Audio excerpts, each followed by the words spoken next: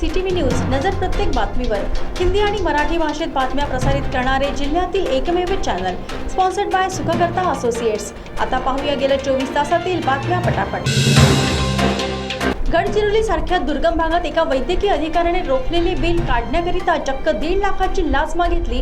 तडजोड म्हणून ती 1,30,000 रुपये देण्याचे ठरले, परंतु लाच देणाऱ्या व्यक्तीला हे मान्य नसल्यामुळे त्याने लाचलुचपत प्रतिबंधक विभागाकडे तक्रार केली आणि लाचलुचपत प्रतिबंधक विभागाने सापळा रचत या वैद्यकीय अधिकाऱ्याला लाच घेताना अटक केली।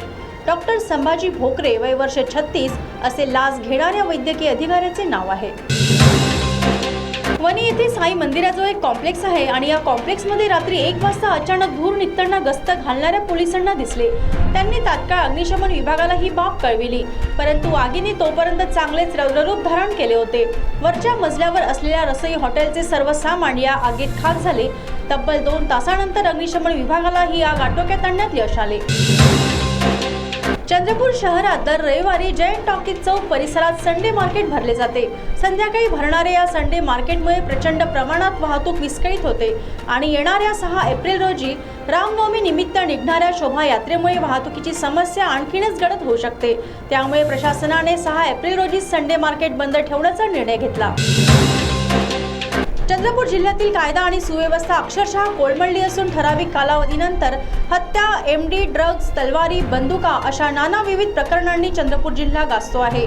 अशातच बल्लारपूर पोलिसांना मिळालेल्या माहितीनुसार आलापल्लीकडे निघालेल्या एका वाहनातून 3 आरोपींकडून एक बंदूक आणि एक जिवंत कारतूस जप्त करण्यात आले। हे तिघेही चंद्रपूर जिल्ह्यातील रहिवासी असून त्यांचे वय 24 वर्ष ते 25 वर्ष या घरात आहे। विशेष म्हणजे ही बंदूक बिहार प्रांतातून आणली गेली आहे, त्यामुळे परप्रांतीय गुन्हेगारांचा भरणा चंद्रपूर जिल्ह्यात होत असल्याचा संशय बळावला आहे। चंद्रपूर जिल्ह्यातील अग्रगण्य बल्लारपूर इन्स्टिट्यूट ऑफ टेक्नॉलॉजी मध्ये सध्या औरा 2025 चे आयोजन सुरू आहे। या आयोजनात 29 मार्च रोजी प्रख्यात गायक सलमान अली यांचा लाईव्ह शो होणार आहे। या कार्यक्रमाला सर्वांनी उपस्थित राहण्याचे आवाहन बल्लारपूर इन्स्टिट्यूट ऑफ टेक्नॉलॉजी द्वारा करण्यात येत आहे। केंद्र सरकारने व राज्य सरकारने घरकुल बांधकामाकरिता गोरगरीब आणि सामान्यांना न्याय मिळावा, त्यांना राहण्याकरिता घर मिळावे याकरिता घरकुल योजना सुरू केली। मात्र गडचिरोली जिल्ह्यात या योजनेचा लाभ गरजवंतांना न मिळता धनाढ्य व्यक्तींनी लाटण्याचा प्रकार कमलापूर येथे उघडकीस आला आहे। वर्धा येथे अल्पवयीन मुलीशी गैरकृत्य करताना आरोपीस न्यायालयाने 5 वर्षे सश्रम कारावासाची शिक्षा ठोठावली। ही अल्पवयीन मुलगी आरोपीच्या बहिणीसोबत नाली साफ करताना आरोपीने मागून येऊन तिच्याशी अश्लील चाळे करण्यास सुरुवात केली। त्याच वेळेस पीडिता जोराने ओरडली। तिच्या आरडाओरडीमुळे शेजारचे व्यक्ती तिथे जमा झाले आणि आरोपी पळून गेला, परंतु पोलिसांनी त्याला पकडून त्याच्यावर गुन्हा दाखल केला। राज्याचे माजी मंत्री आणि आमदार सुधीर मुनगंटीवार हे परत एकदा शेतकऱ्यांसाठी धावून आले। शेतकऱ्यांना आधारभूत बोनस मिळावा याकरिता त्यांनी विधानसभेत मागणी रेटून धरली होती। त्यांच्या प्रयत्नाला यश आले असून 2 हेक्टर जमीन असणाऱ्या शेतकऱ्यांना प्रति हेक्टर 20,000 रुपयांचा बोनस मिळणार आहे।